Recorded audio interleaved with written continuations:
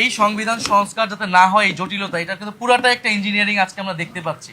আজকে জাতির সামনে সেটা উন্মোচন হচ্ছে খলিলুর রহমানের সেই মন্ত্রিসভায় যোগ দেওয়ার মাধ্যমে।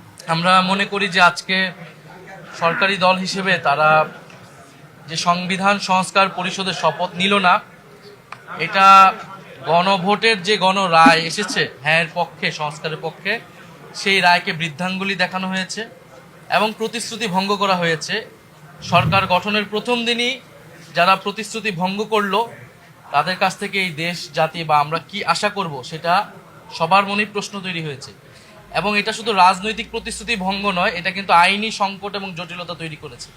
কারণ গণভোট যেই আদেশের ভিত্তিতে হয়েছে, যে জুলাই জাতীয় সনদ ব্রেকেটে সংবিধান সংস্কার বাস্তবায়ন যে আদেশ, সেই আদেশে সুস্পষ্টভাবে লেখা আছে যে জনগণের যে সার্বভৌম অভিপ্রায় জুলাই গণঅভ্যুত্থানে হয়েছিল, যার ভিত্তিতে সংস্কারের আকাঙ্ক্ষা, সে অনুযায়ী গণভোট হচ্ছে এবং গণভোটের যদি হ্যাঁর পক্ষে রায় আসে তাহলে শপথ হবে একই অনুষ্ঠানে। সুস্পষ্টভাবে আদেশে লেখা আছে একই অনুষ্ঠানে নির্বাচিত যারা সংসদ সদস্য হবে তারা সংস্কার যে সভা, সংস্কার পরিষদের সদস্য হিসেবে শপথ নেবেন এবং একই ব্যক্তির কাছেই তারা শপথ নেবেন এবং পরবর্তীতে কার্যক্রম আগাবে। ফলে আজকে যে তারা শপথ নিল না, এটা কিন্তু তারা এটাতে সাইনও করেছে জুলাই সনদ, যার ভিত্তিতে হচ্ছে পরবর্তীতে আদেশ হয়েছে এবং এই আদেশটাকে কিন্তু তারা মেনে নিয়েছে, গণভোটকে তারা মেনে নিয়েছে, গণভোটে তারা অংশীদার ছিল। ফলে যেই ব্যাখ্যা তারা দিচ্ছে এই ব্যাখ্যাটি একেবারেই গ্রহণযোগ্য না। কারণ গণভোট বলতেছে সংবিধানে নাই, গণভোট জিনিসটাই সংবিধানে ছিল না। গণভোটের বৈধতা হচ্ছে সেই আদেশ। ফলে সেই আদেশ সবাই মেনেই আমরা এই নির্বাচনে এবং গণভোটে অংশ নিয়েছি। ফলে এখানে একটা আইনি এবং সাংবিধানিক সংকটও তৈরি হলো। আমরা জানি না এটা কিভাবে এটা নিরসন হবে।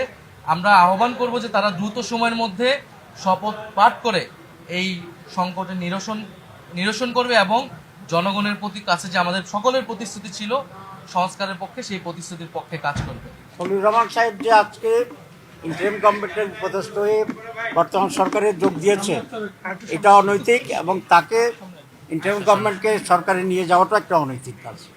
আমরা এটাকে অনৈতিক মনে করি। কারণ ছাত্র উপদেষ্টারা কিন্তু পদত্যাগ করেছিল নির্বাচনের আগে নিরপেক্ষতার স্বার্থে।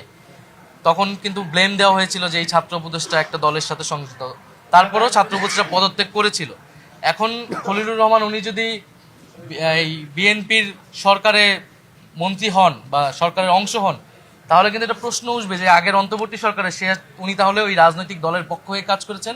এবং নির্বাচনে যে ইঞ্জিনিয়ারিং এর কথা আমরা বলতেছি, আমরা যেটা দেখলাম যে কারচুপি হলো, ফলাফলে কারচুপি হলো এবং অনেকগুলো আসন হারিয়ে দেওয়া হলো আমাদেরকে, এবং পরিকল্পনা করে 2/3 আসন সরকারি দল নিয়ে নিল।